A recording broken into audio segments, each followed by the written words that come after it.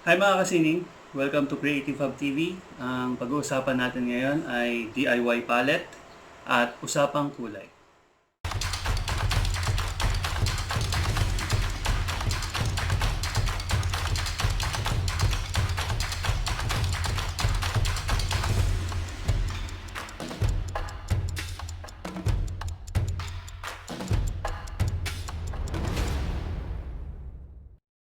So, anong kailangan natin sa DIY palette natin?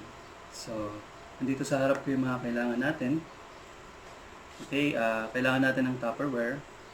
Tulad nung sabi ko, nabibili ito sa mga typical store na nagtitinda ng mga kitchenwares, ganun. So, ito siya. Matagal ko na siyang ginagamit. So, nilagyan ko lang ng tissue dyan para kung sakaling mag-deposit siya ng madaming tubig, may mag-absorb. Okay? So, ipapakita ko sa inyo paano ko i-set up yung DIY palette ko. Okay, next is, ito nga, meron siyang acrylic glass. Sirang acrylic na may basag kasi ito eh. So, ni-recycle ko na lang siya. Kinuha ko yung size ng Tupperware. Tapos, minarkahan ko siya, saka ko siya ginrind para makuha yung perfect fit niya. Okay? Then, of course, yung acrylic glass na to, transparent to. So, nilagyan ko siya ng gray na spray para magkaroon siya ng ng neutral na kulay para mas madali mo makita yung pag-mix mo ng kulay. Mamaya papakita ko sa inyo. So, ito siya.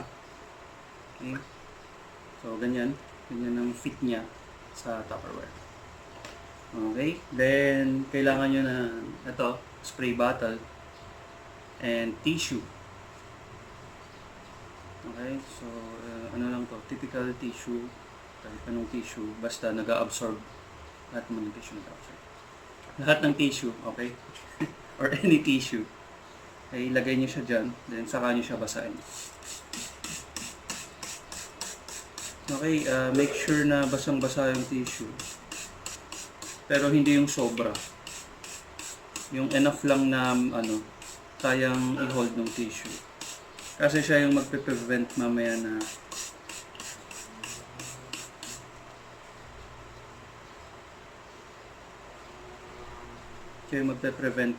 matuyo yung acrylic. Okay?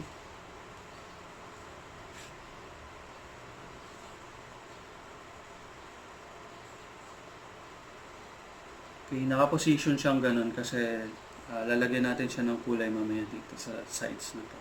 Then tong area to, dito tayo mag-mix ng colors natin. Okay, so babasahin ko yung side na to.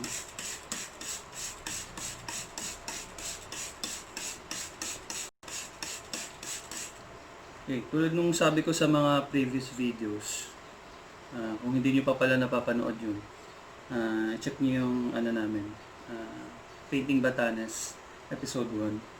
May demo ako doon ng pagpe-paint ng acrylic. And dun sa 1.2 naman, yung basic starter kit ng acrylic. So, ito yung continuation niya. DIY palette. And usapang kulay. Okay.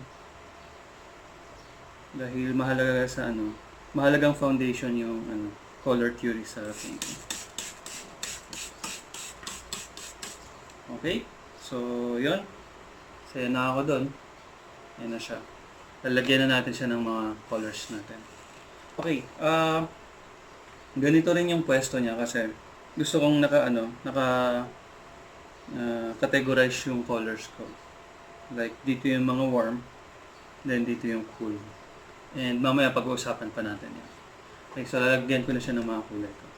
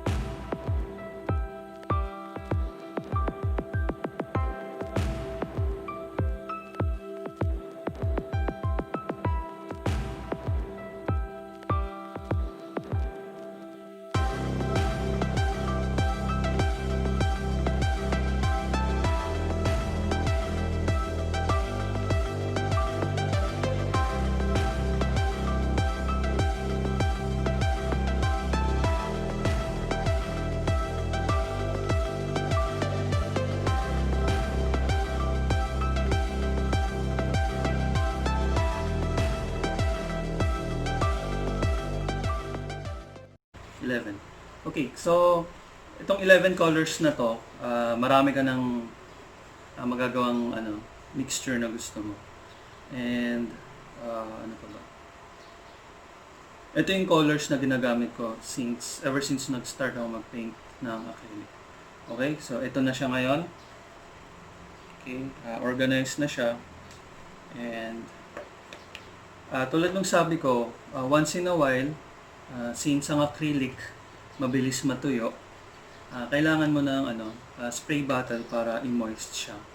Pero pakonti-konti lang. Kasi since basa naman yung tissue, moist yung nakapaligid sa acrylic, hindi siya basta-basta matutuyo. Ang unang matutuyo dyan yung surface niya, kaya kailangan may spray bottle ka. Para once in a while, sprayan mo. Okay? So, yun ang DIY palette natin.